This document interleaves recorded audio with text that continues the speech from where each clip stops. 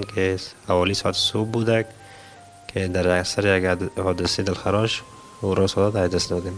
قتل هورا سادات و چگونگی قتل وی. هموطنان عزیز، در این ویدیو در مورد خبر متاثر کننده قتل هورا سادات، دختر که شاید خیلی های شما با چهرش آشنایی دارید، میپردازیم و در مورد چگونگی وفات وی نیز برایتان معلومات میدهیم. پس آخر ویدیو ما را همراه بوده، ویدیو را لایک و کانال یوتیوب ما را سابسکرایب کنید تا در اسرع وقت بیننده تازه‌ترین رویدادها و دستاوردها از افغانستان باشید. هموطنان عزیز، از شب گذشته بدین سو خبرهایی از وفات هورا سادات در صفحات اجتماعی منتشر شده که گفته می شود هورا سادات وفات کرده، اما چون منابع معتبر این خبر را تایید نکرده بود، همه فکر می کردیم که این خبر فقط یک شایعه است. اما در کمال ناباوری متاسفانه این خبر حقیقت داشته و هورا سادات دیگر در بین ما نیست و به ابدیت پیوسته است و خداوند روحش را شاد داشته باشد. و هموطنان عزیز، شما هم برای شادی روی هورا سادات نیز دعا کنید. و اما هورا سادات چگونه مشهور شد و چگونه به قتل رسید؟ هموطنان عزیز، هورا سادات با نامزدیش با لطیف رازبان در زمان جمهوریت از طریق کانال یوتیوب کابل فنز به شهرت رسید و تا یک مدت این دو در کانال کابل فنز کار میکردند، اما اینکه نامزدیشان واقعی بود یا صرف برنامه یوتیوبی دقیق معلوم نیست. اما بعد چند مدت خبر جدایی هورا سادات و لطیف رازبان نشر شد و لطیف رازبان هنوز هم در کانال یوتیوب کابل فنز مشغول کار است.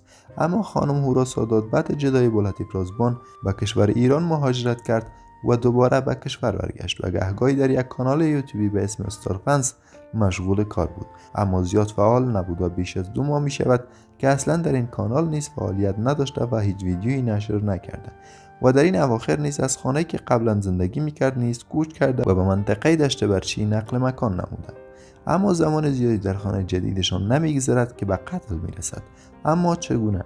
هموطنان عزیز، خانم سادات چون جوان بودند و به مرگ طبیعی در صورت سالم بودن وفات نمیکند، قطعا توسط یک شخصی به قتل رسیده.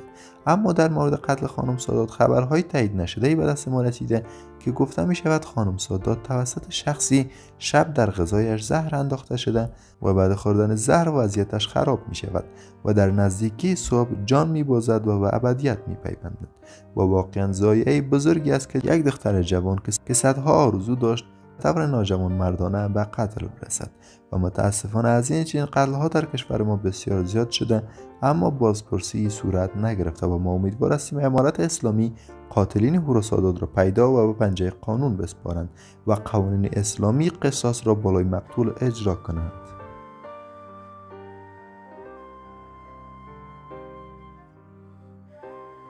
و هموطنان عزیز، شما در این مورد چی نظر دارید؟ نظر خود را در بخش کامنت ها برای ما بنویسید.